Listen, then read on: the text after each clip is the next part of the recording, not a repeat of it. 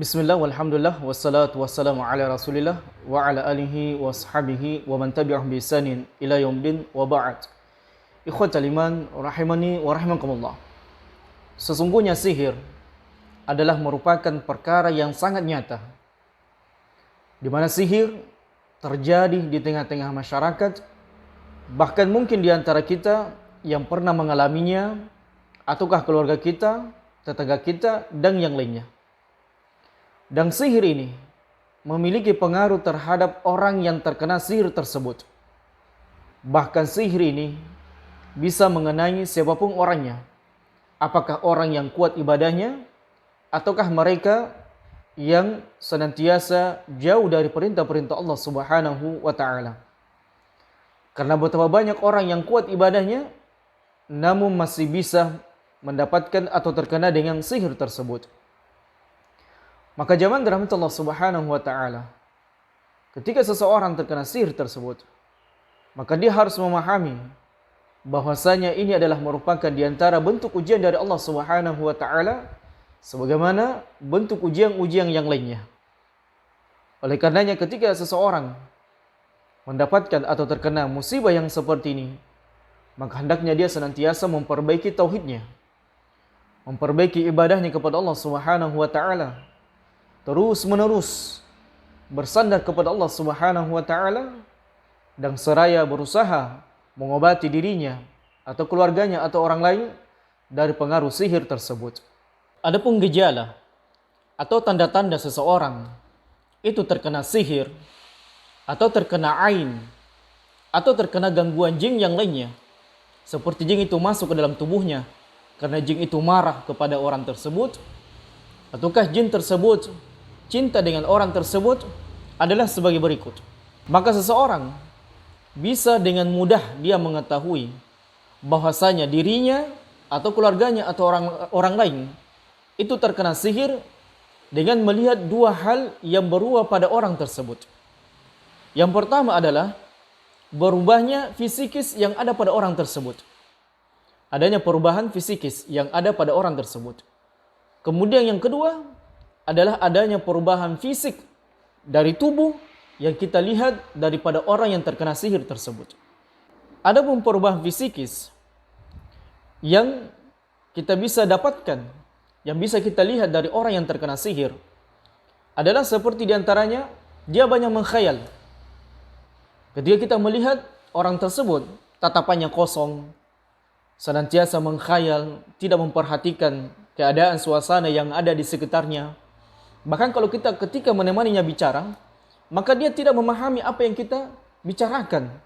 Dia tidak mampu menangkap apa yang kita sampaikan kepadanya, sebab orang tersebut terkena sihir atau gangguan jin yang lainnya. Ataukah yang kedua, zaman dirahmati Allah Subhanahu wa Ta'ala, perubahan fisikis yang ada pada orang tersebut adalah tidak bergairah, tidak bersemangat melakukan sesuatu. Sebagaimana banyak orang ketika mereka mungkin ingin melakukan sesuatu, atau membeli sesuatu, atau melakukan sesuatu, maka dia bersemangat dan bergairah. Namun orang yang terkena sihir, maka perlahan tapi pasti gairahnya, semangatnya untuk hidup itu dipengaruhi dengan sihir tersebut, sehingga dia tidak bergairah, tidak memiliki semangat untuk melakukan aktivitas duniawiyah atau yang lain. Kemudian berikutnya zaman dirahmati Allah Subhanahu wa Ta'ala, perubahan fisikis yang kita dapatkan dari orang yang terkena sihir, ain, santet, guna-guna, atau penyakit gangguan jin yang lainnya, adalah adanya perubahan emosional yang tidak terkendali. Jadi emosionalnya itu tidak terkendali. Terkadang dia mudah marah, terkadang dia mudah menangis, dan seterusnya. Dan ada pun perubahan fisik yang terjadi pada orang yang terkena sihir, maka kita bisa dapatkan dari orang yang pertama zaman dirahmati Allah Subhanahu wa Ta'ala, adanya perubahan bentuk tubuh. Yang tadinya orang itu mungkin gemuk, tiba-tiba kemudian badannya menjadi kurus dan melemah. Maka ini adalah diantara bentuk pengaruh daripada orang tersebut kena sihir. Jadi jiwanya semakin melemah, badannya semakin kurus, badannya semakin tidak bergairah, badannya semakin sakit-sakitan, dan seterusnya. Kemudian yang kedua zaman dirahmati Allah Subhanahu wa Ta'ala, di antara perubahan bentuk fisik orang yang terkena sihir adalah mudah murung, yaitu orang yang terkena sihir, maka dia tidak bersemangat melakukan apapun itu, apakah dalam perkara duniawi atau perkara bersifat ibadah kepada Allah Subhanahu wa taala. Dan ciri besar orang yang terkena sihir, orang yang terkena santet atau orang yang terkena guna-guna atau ada gangguan jin di dalam tubuhnya adalah mereka semakin jauh dari ketaatan kepada Allah Subhanahu wa taala. Malas berzikir kepada Allah Subhanahu wa taala, meninggalkan perintah-perintah Allah Subhanahu wa taala, maka ini juga di antara bentuk gejala seseorang itu terkena sihir, santet, guna-guna atau yang lainnya. Kemudian juga jamaah dirahmati Allah Subhanahu wa taala, di antara gejala bentuk seseorang terkena sihir, santet, guna-guna atau gangguan jin yang lainnya adalah sering mendapatkan mimpi yang buruk di dalam tidurnya. Apakah mimpi jatuh dari tempat yang tinggi atau mimpi dikejar sesuatu yang menyeramkan seperti ular, anjing dan seterusnya, dan hal ini terus terjadi. Atau dia mimpi dia didatangi oleh seseorang yang kemudian dalam rupanya dia seperti seorang rahib, seorang pendeta yang membawa salib, maka ini adalah boleh jadi di antara bentuk sihir, santet, guna-guna yang ingin mencelakakan dirinya. Di antara juga bentuk gejala atau tanda ciri seseorang terkena sihir dan santet adalah adanya penyakit yang tidak jelas asal-usulnya. Dan ketika seseorang memeriksakan ke dokter, maka dokter mengatakan tidak ada sebab, tidak ada penyakit dalam tubuhnya, namun kita merasakan sakit. Dan terkadang sakit itu hilang dan terkadang muncul. Atau dia muncul sakit itu di saat malam hari, atau di waktu maghrib, atau di tengah malam, dan kemudian di pagi hari terkadang hilang. Atau ada hari-hari tertentu, kadang tubuh kita menjadi sakit, atau tiba-tiba mata kita penglihatannya itu hilang dan seterusnya. Maka ini boleh jadi di antara bentuk gejala-gejala seseorang terkena sihir, santet, guna-guna atau penyakit gangguan jin yang lainnya. Dan perlu diketahui jamaah dirahmati Allah Subhanahu wa taala, mengobati sihir, santet, guna-guna atau penyakit ain atau penyakit gangguan jin yang lainnya adalah bukan merupakan perkara yang susah dan sukar yang untuk kita lakukan.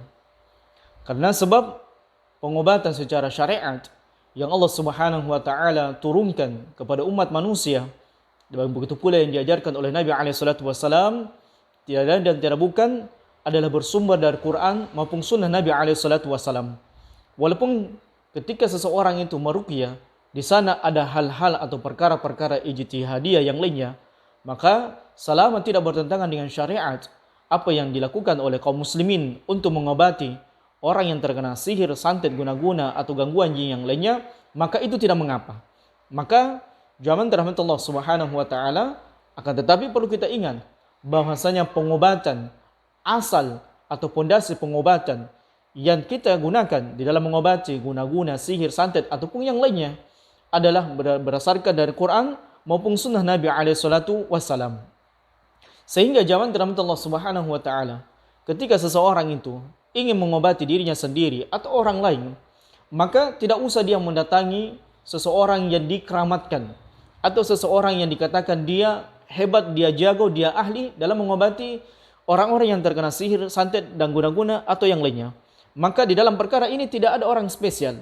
Maka semua orang bisa melakukan pengobatan secara ruqyah syar'iyyah kepada orang yang terkena sihir, apakah dirinya, orang lain atau keluarganya. Maka dia mudah melakukan hal tersebut. Sebab kita sudah sampaikan tadi bahwasanya sumber pengobatan, sumber obat yang Allah Subhanahu wa taala turunkan kepada umat manusia untuk mengobati, untuk menghilangkan dan menolak dari berbagai macam bentuk sihir, santet, guna-guna atau gangguan jin yang lainnya adalah Quran dan sunnah Nabi SAW.